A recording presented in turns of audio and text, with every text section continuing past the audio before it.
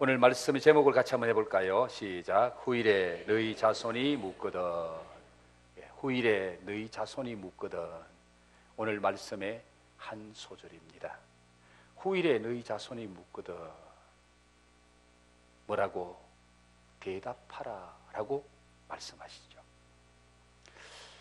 오늘 일부 예배 드릴 때 퀴즈를 내보니까 우리 중학생이 퀴즈를 맞췄는데, 오늘 2부 예배 드리는 여러분들 중학생만큼 실력이 되는지 안 되는지 한번 테스트를 해볼게요. 여호와의 기업이고 여호와의 상급이라고 하신 말씀 속에서 여호와의 기업이 되고 여호와의 상급이 무엇인지 아십니까? 아시면서 대답을 안 하시는 거예요? 뭐라고요? 자녀. 예, 맞습니다. 자녀는 하나님이 주신 기업이고 하나님이 주신 상급이다. 여러분, 결혼한다고 다 자녀를 얻는 건 아니죠. 태의 문은 하나님이 여신다라고 말씀하십니다. 자, 오늘 이 말씀을 생각하면서 우리 한번 서로 인사를 나누었으면 좋겠네요. 당신은 하나님의 기업입니다. 당신은 하나님의 상급입니다. 할렐루야. 오늘 저와 여러분은 하나님의 기업이요 하나님의 상급일 뿐만 아니라 하나님께서 우리 가정에 주신 자녀들 역시 하나님의 기업으로 주셨고 하나님의 상급으로 우리에게 주셨다는 사실을 기억하면서 하나님의 기업이 되고 하나님의 상급이 되는 우리 자녀들을 우리가 어떻게 양육하고 키워야 정말 하나님 사랑받고 축복받는 자녀들이 될 것인지를 오늘 말씀을 통해서 은혜받고 교훈받았으면 좋겠습니다. 탈무드, 즉 이스라엘 사람들이 지혜서로 사용하고 있는 유명한 탈무드라는 책이 있습니다. 그 탈무드의 책은 성경 말씀대로 살았더니 하나님이 이런 은혜와 복을 주시더라. 성경 말씀을 삶 속에서 적용해보고 나타난 결과를 기록해 놓은 것이 탈무드라는 책이에요. 그 탈무드에 이런 얘기가 있습니다. 사람은 이 땅에 태어나서 중요한 세 시기를 거쳐서 살다가 간다.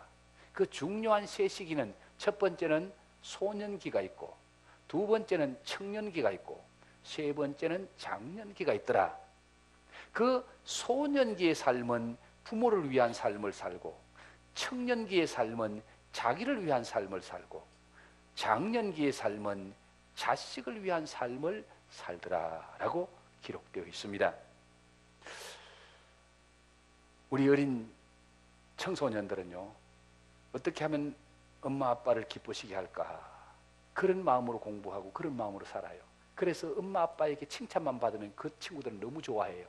그리고 그들의 관심은 엄마 아빠를 어떻게 하면 기쁘시게 해드릴까?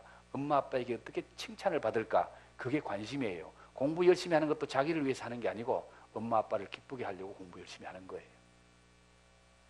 그런데 청년이 되면은 내가 어떻게 살아야 나를 위해서 행복한 삶을 살까? 어떤 직장에 들어가야 내가 앞으로 행복한 삶을 살까? 어떤 배우자를 만나야 우리 가정이 행복한 가정을 꾸리고 살까? 이 청년 시기에는 전부 포커스가 자기를 위한 삶의 포커스가 맞추어진다고 합니다. 그리고 이제 장년이 되고 결혼을 하고 자녀를 얻게 되면 그때부터 삶의 의미는 전부 자녀들에게 집중이 된다는 거예요.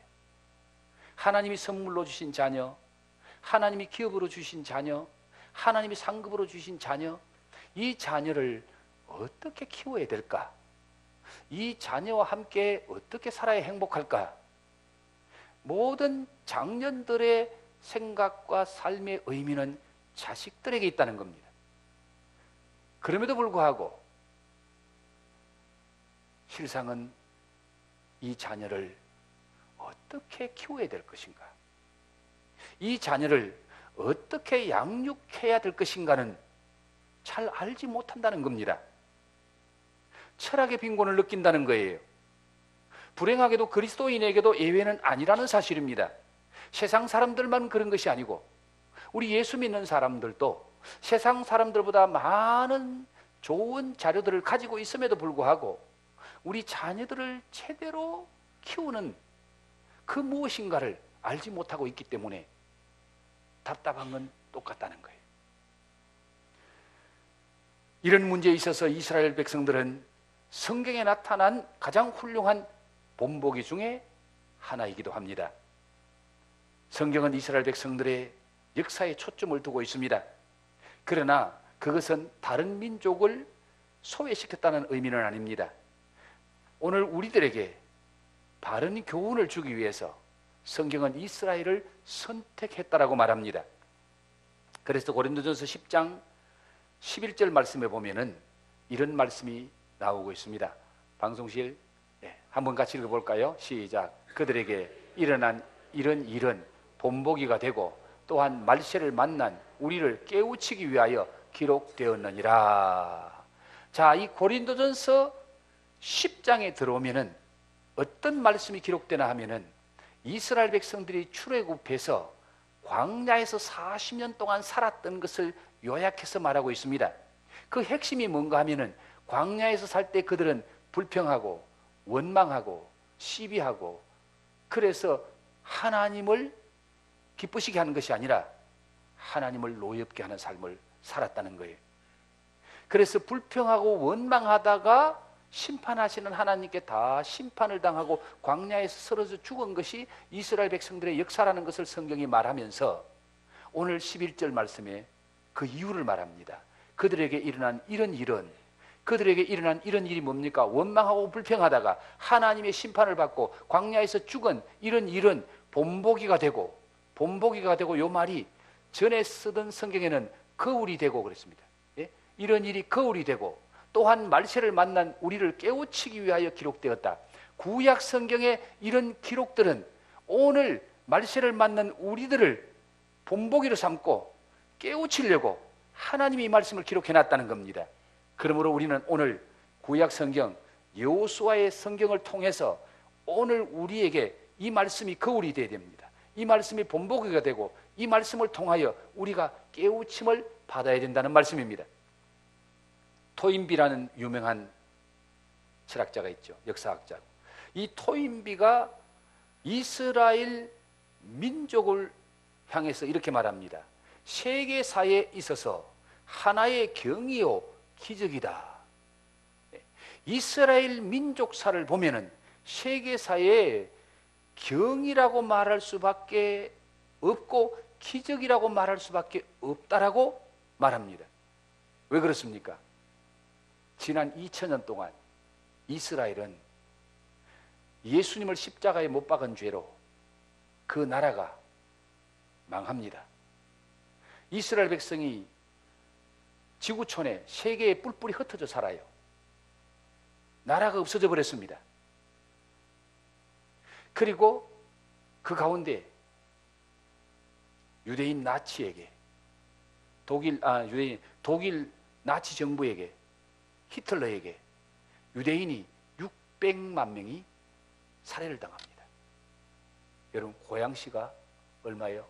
100만 된다 그러죠. 고양시 시민 전체 합하면 100만인데 히틀러가 유대인을 얼마나 죽였느냐? 600만 명을 죽인 거예요. 고양 시민 전체보다 6배가 많은 사람을 히틀러가 유대인들 다 죽였어요. 이런 고난과 이런 역경과 이런 핍박을 받으면서 그들이 2000년 동안 어떻게 견뎌왔는가? 어떻게 인내하고 살았던가? 그렇게 핍박과 역경 속에 사는 그 백성들이 자녀들을 얼마나 교육을 잘 시켰는지, 우리나라하고 비슷하게 유대나라가 다시 독립을 하고 나라가 세워지죠. 세계에 있던 흩어졌던 유대인들이 모여서 다시 나라를 세우고 그 후손들이 지금 세계를 좌지우지하는 그 유명한 정치인, 유명한 경제인, 유명한 과학자가 전부 유대인들이라 해도 과언이 아닙니다. 우리나라에 노벨상 받은 분이 몇 분이에요? 한 분이죠. 그래도 다행히 한 분은 계셔요. 김대중 대통령님이 받으셨습니다. 그런데 유대인들은요 100명이 넘어요. 유대 나라가 얼마나 큰지 아세요? 우리나라 강원도 땅보다 조금 더 커요. 우리 남한만 5천만이에요. 유대 나라 다 합해도 200만도 안 돼. 지금 한 300만 되나 몰라요. 우리나라보다 땅덩어리도 10분의 1 정도밖에 안 되고 인구도 10분의 1도 안 되는 그 유대 나라 사람 속에서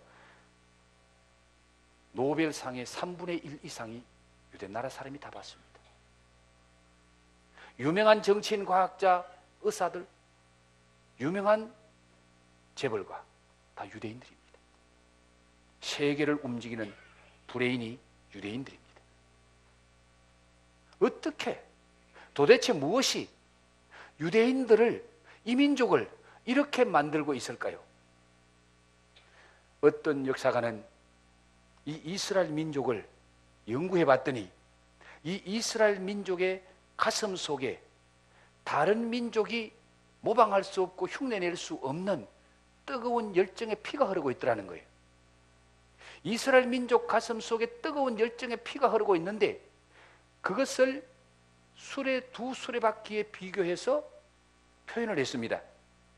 그게 한 수레바퀴는 교육이고 한 수레바퀴는 신앙이더라. 오늘 유대나라의 그 민족의 역사는 경이적이요 기적이라고 표현할 수밖에 없는 그런 역사를 이루고 있는 이 유대인들을 살펴봤더니 딱 두 가지가 결론이라는 거예요. 하나는 자식들을 잘 교육시켰고, 그리고 그 자식들에게 부모님이 믿는 신앙을 잘 물려줘서 교육과 신앙이 오늘 유대인들의 역사를 만들어냈더라는 결론을 내리고 있습니다.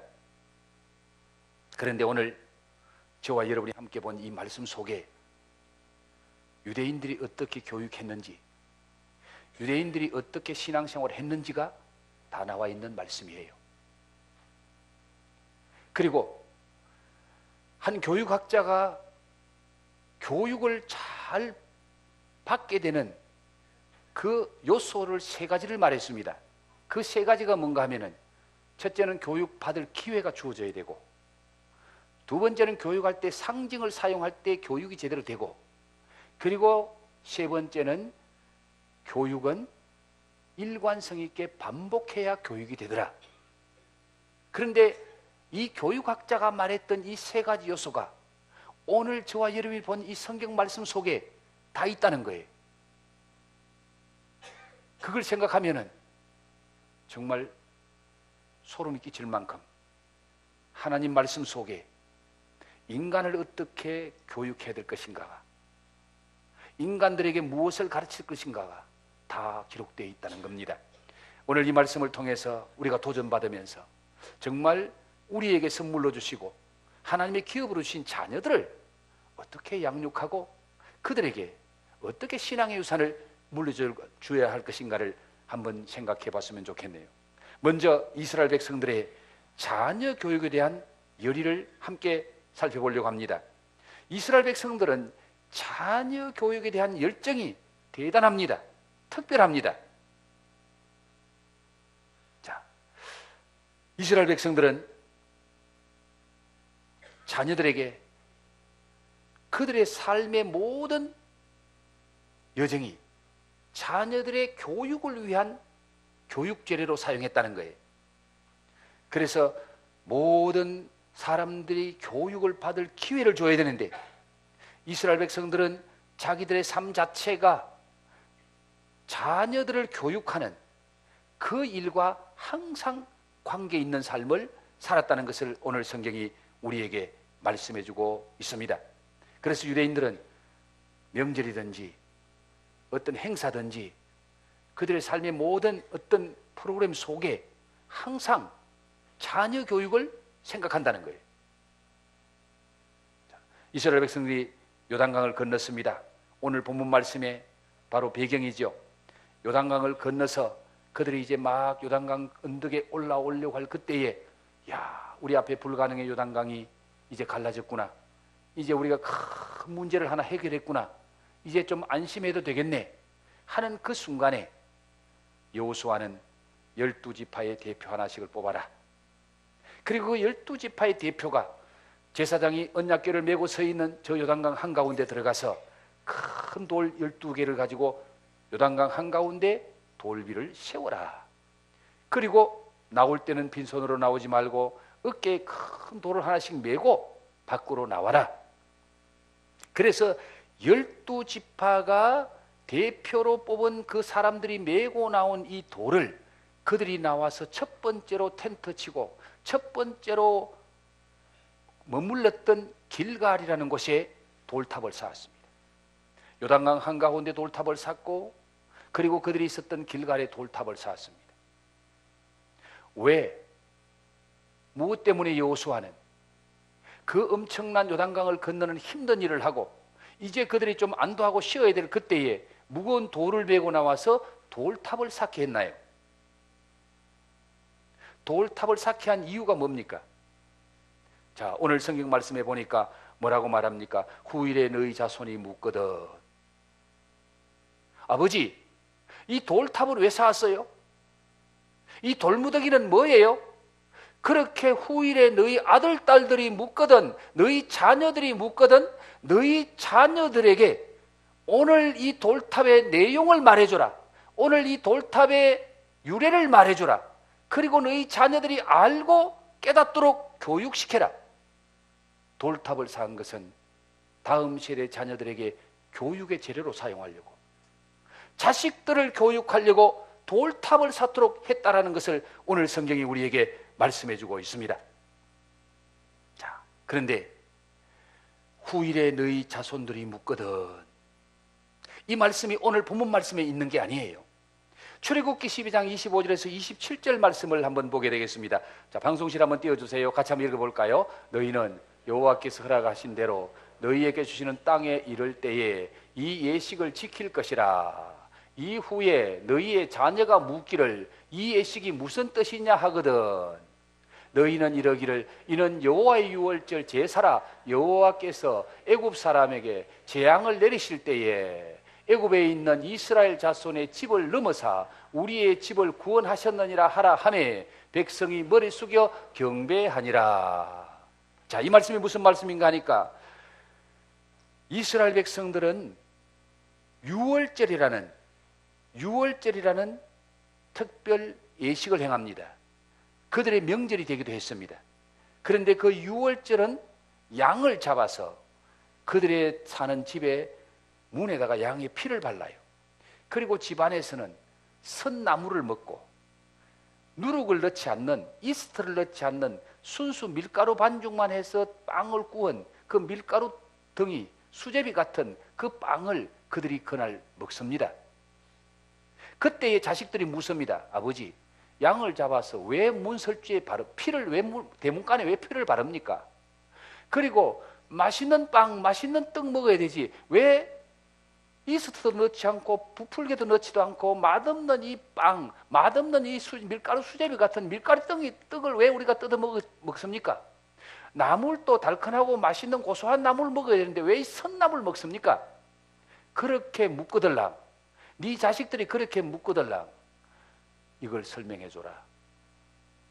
하나님이 이스라엘 백성들을 구출하려고 430년 동안 노예 생활하는 그들에게 하나님이 그들을 노예로 잡고 있는 이 애굽의 모든 사람들의 가정에 장자를 죽이는 재앙을 내리실 때에 하나님께서 양을 잡아 문설주에 피를 바르고 그리고 허리에 띠를 띠고 날이 새면은 이제 출애굽하기 위해서 밀가루 발효하지 않는 밀가루 반죽으로 떡을 구워 먹고 선나물, 고통을 느끼는 선나물을 먹고 준비했다가 날이 새면은 출애굽해야 된다.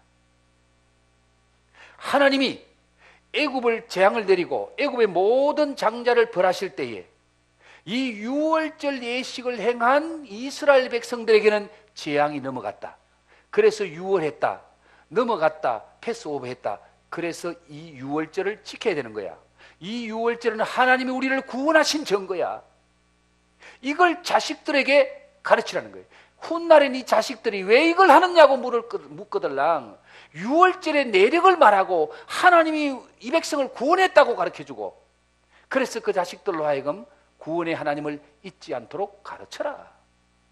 이게 후일에 네 자손들이 묻거들랑 그들에게 명절을 지키는 이유를 가르쳐라. 유월절을 지키는 이유가 이것 때문이다. 12도를 왜 쌓았느냐고 후일에 네 자식들이 묻거들랑 요단강을 하나님이 홍해처럼 가르고 하나님의 은혜로 우리가 요단강을 건너고 구원받았단다. 그 사실을 자식들에게 가르치기 위해서 이 돌달을 쌓아라라고 말씀한 겁니다. 그래서 유대인들은 무슨 일을 하든지 그 일을 통해서 하나님이 이렇게 하셨단다, 하나님이 역사하셨단다, 하나님이 우리를 구원하셨단다, 이걸 가르치기 위해서 모든 일들을 교육의 재료로 삼아라 라고 말씀하고 있는 것입니다. 학교 교육만 교육이라는 착각을 버려야 됩니다. 사람이 누구에게 가장 많이 영향력을 받는지 아세요? 그 사람과 가장 오랜 시간을 함께하는 사람에게 영향력을 가장 많이 받는다는 거예요. 그렇다면 여러분 자녀하고 가장 많은 시간을 함께하는 사람이 누구죠? 부모예요. 학교 선생님이 아니라 부모가 자식하고 가장 많은 시간을 함께하는 사람입니다. 그리고 자녀가 가장 많이 머무는 곳이 어디입니까? 학교입니까? 집입니까? 집이에요. 그러면 자녀에게 가장 많은 영향력을 주는 사람은 바로 부모이고, 자녀가 가장 영향력을 많이 받는 장소는 우리의 집이요, 가정이라는 거예요. 그러므로 최고의 선생님은 부모님이고 최고의 교실은 가정입니다. 그렇다면 사랑하는 부모 되시는 여러분, 여러분의 자녀들에게 여러분은 최고의 교사가 되어야 되고, 여러분의 가정은 학교보다 더 좋은 학교의 교실이 되어야 된다는 것을 기억하셔야 됩니다. 미국에 뜻 있는 사람들이 모여서 자녀 교육을 학교에만 맡길 수 없다는 것을 그들이 깨닫고 이제 연구하기 시작한다는 거예요. 왜냐? 학교에 가면은 뭘 가르칩니까? 무신론을 가르치는 거예요. 미국이 급격하게 타락하게 된 그때부터, 언제부터 타락하게 됐느냐? 케네디 대통령 때부터. 케네디가 대통령이 되면서부터 학교에 성경 가르치는 것을 폐지했습니다. 학교에 예배 드리는 것을 폐지했습니다. 그 전만 해도 미국에는 학교에서 성경을 가르쳤고요, 학교에서 예배를 드렸습니다. 그런데 케네디가 캐톨릭이거든요. 케네디가 대통령부터 그걸 금했습니다. 그때부터 미국이 급속도로 타락하기 시작하는 거예요. 왜? 학교에서 무신론을 교육하고 학교에서 타락한 도덕을 가르칩니다. 그래서 동성애도 합법적이다, 동성애도 좋은 거다, 그렇게 학교에서 가르치는 거예요. 누군가가 하도 억울해서 자기 딸이 억울함을 당하고 죽었는데 자기 딸을 죽인 사람을 무죄로 석방하더라는 거예요. 그때 이분이 하는 말이, 무죄로 석방하는 판사 네 딸이 죽어봐야 한다는 거예요. 판사 네 딸이 흉악한 사람에게 죽었다고 생각할 때에 네가 무죄를 선언하겠나? 여러분, 동성애가 합법적이다, 동성애가 괜찮은 거다, 동성애도 하나의 인간 교제다, 그렇게 말하는 그 사람에게 며느리를 데리고 왔는데 남자를 데리고 와서, 그래서 우리 며느리 봤더니 남자가 며느리로 돌아왔다, 그런 거를 겪어봐야 이게 동성애가 나쁘다 하는 거 아는 거예요. 국회의원들, 동성애 찬성하는 국회의원들은 며느리 보니까 남자가 며느리로 들어오고 사위를 보니까 여자가 사위를 들어와, 그런 걸 경험해봐야 이 동성애는 안 되는 거구나, 동성애하면 안 돼, 이게 죄구나, 그걸 깨닫는다는. 미국이 지금 그런 걸 가르치고 있어요. 학교가 보내놓으면은. 그래서 미국의 지식인들이 이거 안 된다, 이거 우리 자식들에게 이거 가르치면 안 된다. 여러분, 그게 이제 우리 한국의 현실이 돼가고 있습니다. 한국에서 이제 그걸 합법화로 가르치는 거예요. 그거 나쁘다고 말하면 이제 감옥 속에 가야 돼. 사랑하는 성도 여러분, 우리의 자녀들을 학교에만 맡기면 안 돼요. 자녀들에게 가장 좋은 선생님은 부모님입니다. 자녀에게 가장 좋은 교실은 우리 가정이에요. 가정이에요. 거기서 부모님들이 최고의 선생님이 되어서 바르게 가르쳐야 돼요. 자식들을. 자식들에게 정말 무엇을 가르칠 것인가? 모든 부모님의 삶이, 부모님의 삶의 자세가, 부모님의 삶의 모습이 그들에게 선생님이 되어야 되고 샘플이 되어야 되는 거예요. 지난 주일에 우리 교회에 왔던 굿뉴스 사관학교 교장이신 우리 노경남 교장 선생님이 잠깐 얘기했죠. 자기 학교의 교육 이념 40%를 인성교육을 시킨다 그랬어요. 40%. 학교에서 배우는 40%가 인성교육, 부모에게 효도하는 것을 가르치는 거예요. 학생들이 어른들을 제대로 모시고 어른들을 애우하는 그 도덕교육을 가르친다는 거예요. 인성교육을 40% 가르치고 30%는 신앙교육을 가르친다. 성경을 제대로 가르치고 하나님을 제대로 알고 하나님 제대로 믿으면 그 아이는 복된 삶을 살더라. 학교 교육의 진짜 교육은 공부는 30%밖에 안 가르친다는 거예요.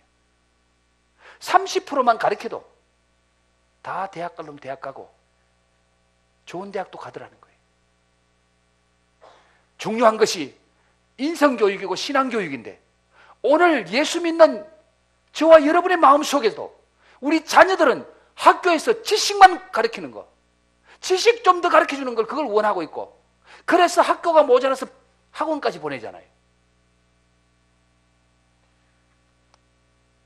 굿뉴스 사관학교도 인성교육 시키고 신앙교육 시키니까 부모들이 데모를 하더라는 거예요.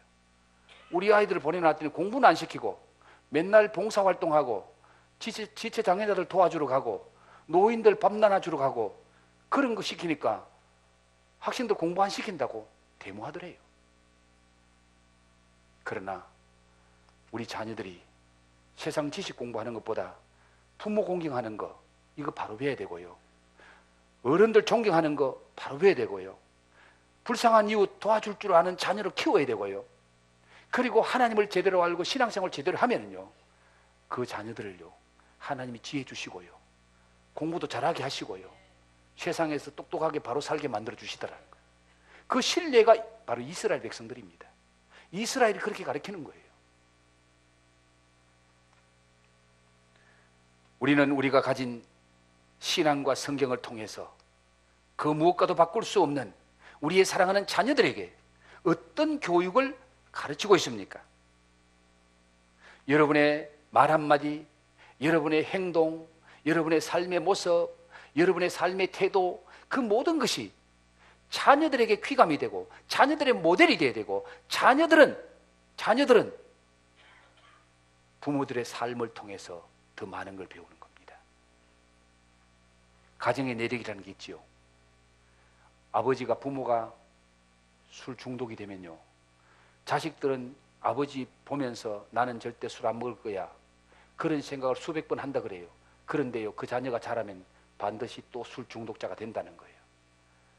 나는 우리 아버지처럼 안 살 거야 라고 생각하고 말하지만은 아버지가 사는 그 모습이 더 강하게 내 속에 들어와 있다는 겁니다.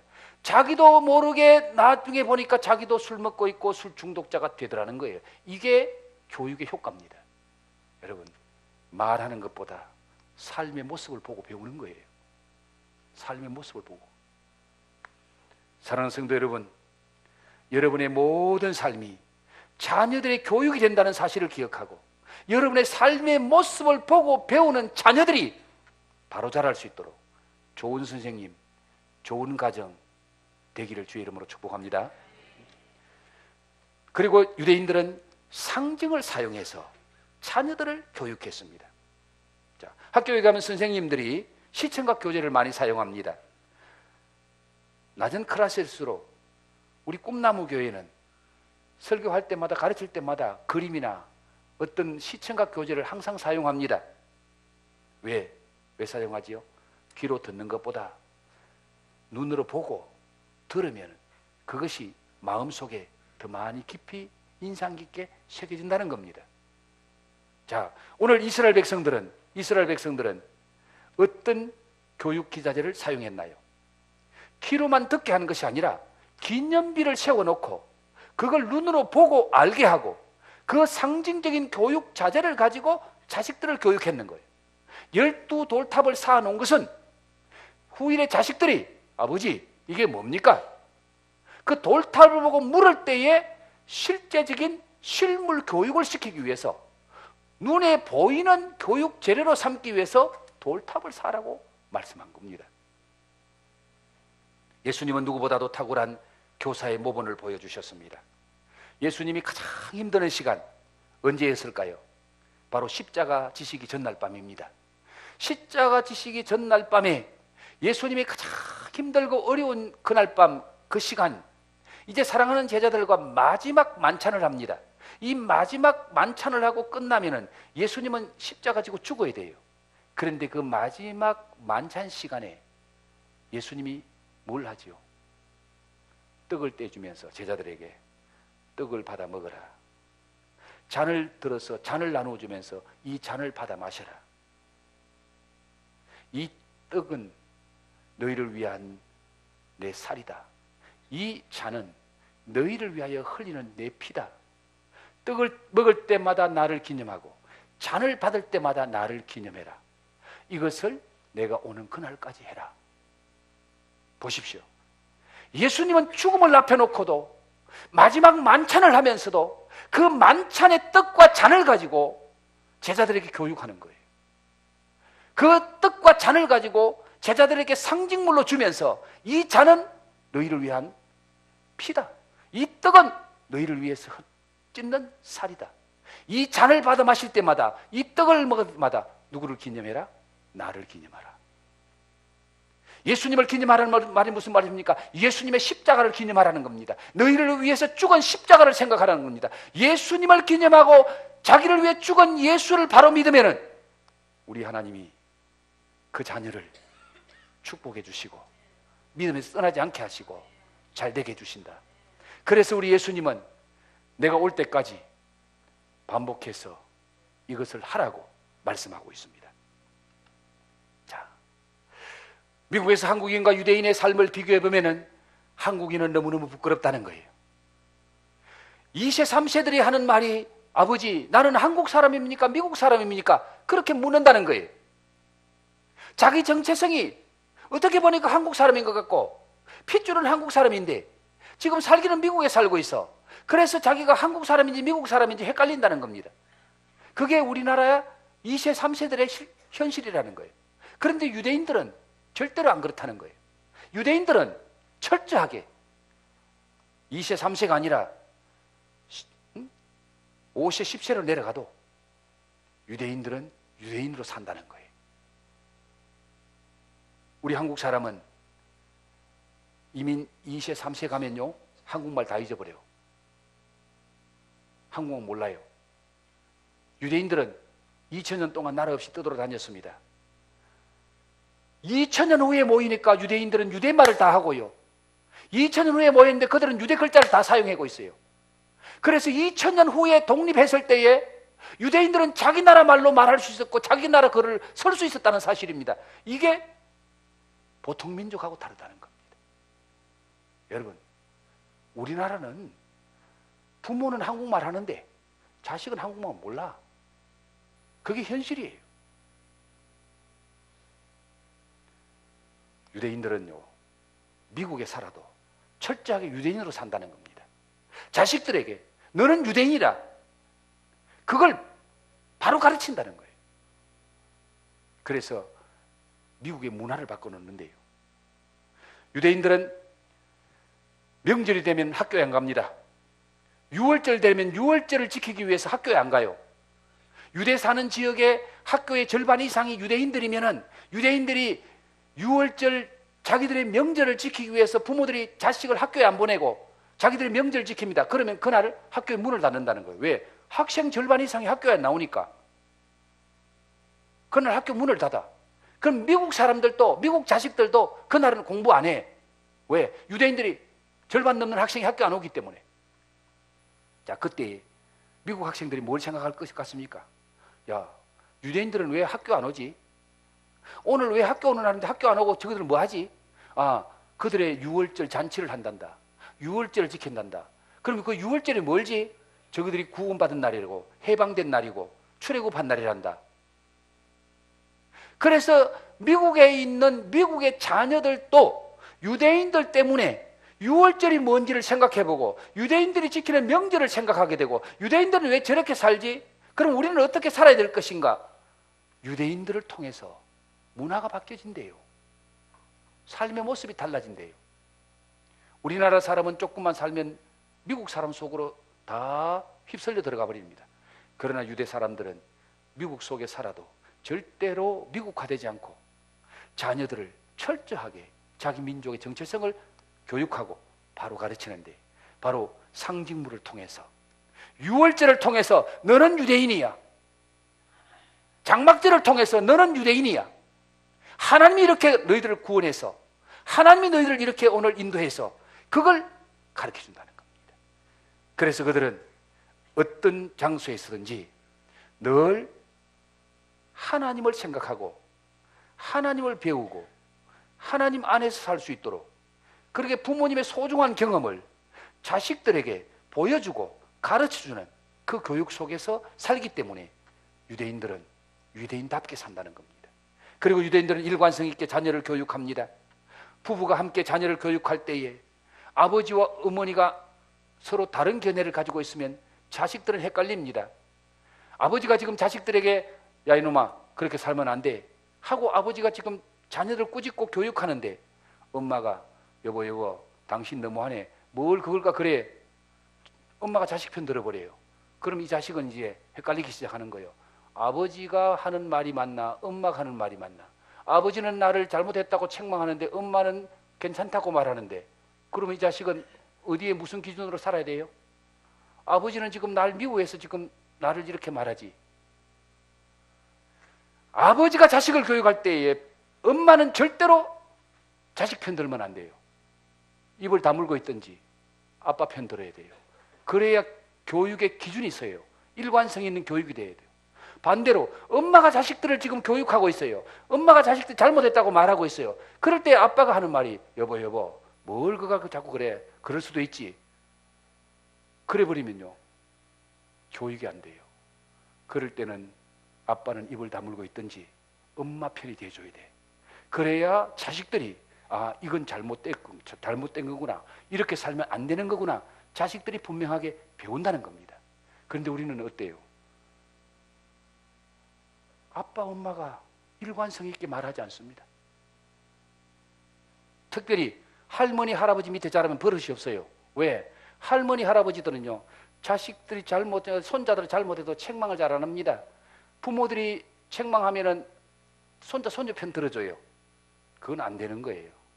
손주가 사랑스러워도 절대로 그렇게 하면은 제대로 교육이 안 됩니다. 교육은 일관성이 있어야 된다는 거예요. 유대인들은 일관성 있는 교육. 그래서 그들은 정말 일관성 있게 반복되는 교육이 가장 좋은 교육이라는 겁니다. 그래서 우리 예수님이 성찬식을 한 번만 하라 그랬어요? 두 번 하라 그랬어요? 언제까지 하라 그랬어요? 내가 올 때까지. 내가 올 때까지 성찬식을 반복하라는 거예요. 왜? 계속해서 반복하는 가운데 예수님의 은혜가 느껴지고 십자가의 사랑이 느껴지고 그것을 반복하는 가운데 더 주님과 가까워지고 더 확실한 은혜를 받게 된다는 겁니다. 그래서 예수님이 성찬식은 평생에 한 번만 하면 되는 거야, 아니면 10년에 한 번 해도 돼, 1년에 한 번만 해라, 그렇게 말하지 않고 내가 올 때까지 언제든지 성찬식 해라. 계속해서 반복하라는 겁니다. 이 반복이 너무 중요해요. 자, 여러분 오늘 성경 말씀 한 곳만 더 볼까요? 24절 말씀 한번 봅시다. 23절부터요. 23절. 같이 한번 읽어볼까요? 너희의 하나님 여호와께서 요단물을 너희 앞에서 마르게 하사 너희를 건너게 하신 것이 너희 하나님 여호와께서 우리 앞에 홍해를 말리시고 우리를 건너게 하심과 같았나니, 이는 땅의 모든 백성에게 여호와의 손이 강하신 것을 알게 하며 너희가 너희 하나님 여호와를 항상 경외하게 하려 하심이라. 자, 여기서 같은 말이 계속 반복되는 말이 나오죠. 어떤 말이 나옵니까? 너희 하나님 여호와께서 너희 하나님 여호와께서, 두 절 말씀 속에 세 번, 네 번 반복되는 말이 나옵니다. 너희 하나님 여호와께서, 너희 하나님 여호와께서. 이 사건은 하나님이 하신 거야. 사람이 한 것이 아니고, 너희 아버지가 한 것이 아니고, 너희 어머니가 한 것이 아니고, 너희 하나님이 요단강을 건너게 해서, 너희 하나님이 홍해를 건너게 해서, 너희 하나님이 유월절을 통해서 애굽에서 출애굽하게 해서, 하나님 자식들의 머릿속에 하나님이 했다는 것을 확실하게 깨닫도록 반복해서 너희 하나님 여호와. 여러분, 중요한 것은 반복해야 됩니다. 했던 말을 또 해야 되는 거예요. 그래서 예수님께서 중요한 것은 계속해서 반복해서 진실로 반복해서 하도록 말씀하고 있습니다. 여러분, 혹시 제가 설교를 했던 설교 또 하더라도 이해하십시오. 할 게 없어 하는 게 아니고, 목사님이 전에 했던 설교 또 하네, 저건 중요한 거야, 틀림없이 그렇게 받아들이면 맞습니다. 여러분, 저는 했던 설교 두 번만 하는 것이 아니라 세 번, 다섯 번도 할 겁니다. 왜? 중요한 것은 반복이 돼야 돼요. 반복이 되면 확실하게 머릿속에 들어옵니다. 여러분, 밥은 왜 아침 먹고 점심 먹고 저녁 먹고 세 번 먹어요? 한 번만 먹으면 되지. 중요하기 때문에 먹어야 되는 거예요. 똑같은 거 또 먹어야 되는 거예요. 반복이 중요한 거예요. 반복. 그 반복 속에 내 가슴에, 나도 모르게 내 가슴에 새겨지는 거예요. 그 반복 속에 내 머리에 인식이 되어지는 거예요. 그게 나중에 자연스럽게 내 입을 통해서 나와. 이스라엘 백성들은 이렇게 일관성 있게 반복해서 자녀들에게 교육을 시킵니다. 이스라엘 나라를 방문해 보면요, 도처의 모든 것이 교육의 재료입니다. 그걸 통해서 얼마나 반복해서 계속해서 교육을 잘 시키는지 몰라요. 그래서 이스라엘 백성들은 항상 테필린이라 그래서 성경을 아예 외워가지고 그들은 머리에 성경 구절을 붙여 다니게 해요. 묶고 다니게 했어요. 중요한 것은 반복해서 교육한다는 겁니다. 이스라엘 백성의 신앙에 관한 것은 제가 저지난 주에 말씀을 드렸기 때문에 간단하게 요약하고 말씀드립니다. 이스라엘 백성은 교육과 신앙을 동행했는데, 참 이스라엘 백성들은 복받은 민족인데 왜 그런가 하면요, 그들의 교육과 신앙이 불가분리의 관계에 있습니다. 그들의 교육의 내용이 뭔가 하면은 신앙을 가리키는 거예요. 성경을 가리키는 것이 교육의 내용이었습니다. 그러면 그들의 신앙을 전수하는 방법이 교육이었습니다. 교육과 신앙은 뗄 수 없는 관계 속에 하나가 되어서, 그래서 그들은 성경 말씀을 가르치는 것이 교육이고, 성경 말씀대로 믿고 신앙생활을 하도록 전수해 주는 것이 신앙이고, 신앙과 교육을 함께 했는데, 오늘 우리가 사는 이 세상은 그렇지 못하잖아요. 학교에서는 무신론을 가르치고 교회에서는 유신론을 가르칩니다. 학교에서는 진화론을 가르치고 교회에 오면 창조론을 가르칩니다. 그렇기 때문에 우리는 참 우리 자녀들이 헷갈려요. 학교에 가면 원숭이가 우리 조상이라고 가르칩니다. 교회에 오면 우리 조상은 원숭이가 아니고 아담 하와다고 가르칩니다. 한동안은 헷갈려야 돼요. 그런데 유대인들은 안 그렇습니다. 유대인들은 성경 교육이 곧 교육의 내용이 성경이고, 그들의 신앙의 전달 방법이 교육이었습니다. 이스라엘 백성들은 자녀들에게 무엇을 남겨주기를 원했느냐? 바로 자기가 믿는 하나님을 자녀들에게 유산으로 남겨주기를 원했습니다. 탈무드에 이런 글이 적혀 있습니다. 어리석은 사람은 자식들에게 재산을 남겨주고, 교양이 있는, 양식이 있는, 교양이 있는 사람은 자식들에게 지식을 남겨주고, 지혜로운 사람은 자식들에게 신앙을 남겨준다. 자, 여러분은 혹시 어리석은 부류에 속하지는 않습니까? 자식들에게 재산을 남겨주는 것이 최고다. 뭐니 해도 자식들에게 돈을 남겨줘야 된다. 그런데 그 자식이 종교교육을 제대로 못 받으면 그 돈이 축복이 아니라 돈이 인생을 망쳐놔요. 한국말에 부자 3대 못 간다는 말이 있잖아요. 부자로, 아버지는 부자로 살았는데 열심히 해서 돈 벌었는데 그 자식들에게 돈을 물려줬더니 자식이 타락해버리네. 그 돈 때문에. 그래서 망해버려요. 그래서 어리석은 사람은 자식들에게 재물을 남겨주고 양식 있는 사람은 자식들에게 지식을 남겨주지만은 지혜로운 부모는 자식들에게 신앙을 남겨준다. 오늘 본문 말씀은 자식들에게 신앙을 남겨주는 말씀입니다. 24절 말씀 한 번만 더 보겠습니다. 이는 땅의 모든 백성에게 여호와의 손이 강하신 것을 알게 하며, 여호와의 손이 강하신 것을 알게 하며, 알게 하는 게 뭡니까? 교육이잖아요. 가르치는 거잖아요. 그런데 너희가 너희 하나님 여호와를 항상 경외하게 하렵니다. 너희 하나님 여호와를 경외하는 게 뭡니까? 신앙이잖아요. 하나님을 경외하기 위해서 자식들에게 하나님을 바로 가르치는 거, 이게 교육이요, 이게 신앙이라는 겁니다. 유대인들은 자기들은 얼마 있지 않으면 떠나간다는 걸 압니다. 자식들 곁에 영원히 있을 수 없다는 걸 압니다. 내가 떠난 후에 이 자식이 힘들고 어려울 때에 누구를 의지해야 될 것인가?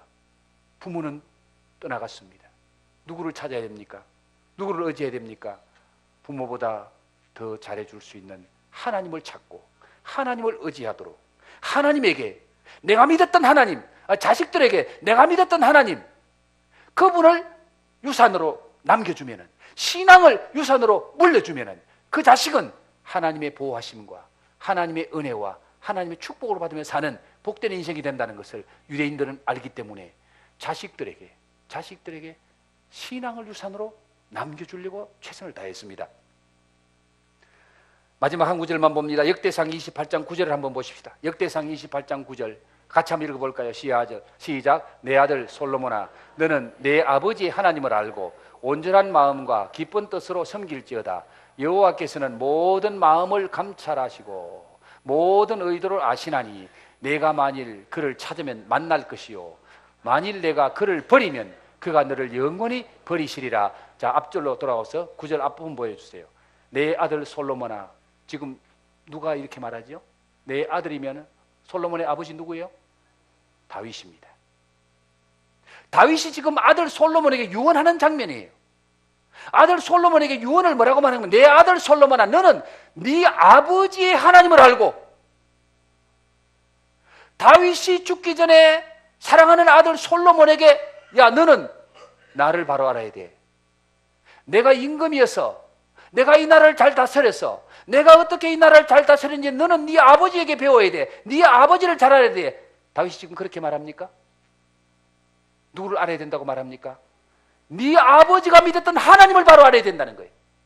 오늘 네 아버지가 이렇게 할 수 있었던 것은 하나님을 제대로 믿었기 때문이고 하나님이 도와주셨기 때문에 오늘 이 나라가 이렇게 됐다. 네 아버지가 잘난 것이 아니고 네 아버지가 믿는 하나님이 능력 있는 분이야. 그분을 제대로 알아야 돼. 다윗은 유언으로 자식에게 내가 믿었던 하나님을 네가 알아야 된다. 내가 믿었던 하나님을 네가 믿어야 된다. 그 하나님은 온전하게 알고 그 마음과 기쁜 뜻으로 섬기라. 그러면은 네 마음을 하나님이 감찰하시고, 네가 뭘 생각하는지 하나님이 아시고, 네가 뭘 계획하는지 하나님이 아시고, 그 하나님이 너와 함께 하시고 너를 도와준다. 만약에 네가 하나님 버리면 너 하나님 너 버린다. 너 하나님 버리면 하나님이 널 버린다. 그거 알아야 돼. 다윗은 죽기 전에 사랑하는 자식에게 내가 믿었던 하나님, 내와 함께 했던 하나님, 그 하나님을 유산으로 남겨주고 가는 모습입니다. 사랑하는 성도 여러분, 저와 여러분이 자식들에게 무엇을 남기고 가야 되겠습니까? 무엇을 가르쳐줘야 되겠습니까? 하나님의 말씀, 성경을 바로 가르치고 내가 믿었던 하나님을 자식들에게 남겨주고 가면 그 하나님이 여러분의 자식들을 책임지고 복되게 하실 줄 믿습니다. 형통하게 하실 줄 믿습니다. 잘되게 하실 줄 믿습니다.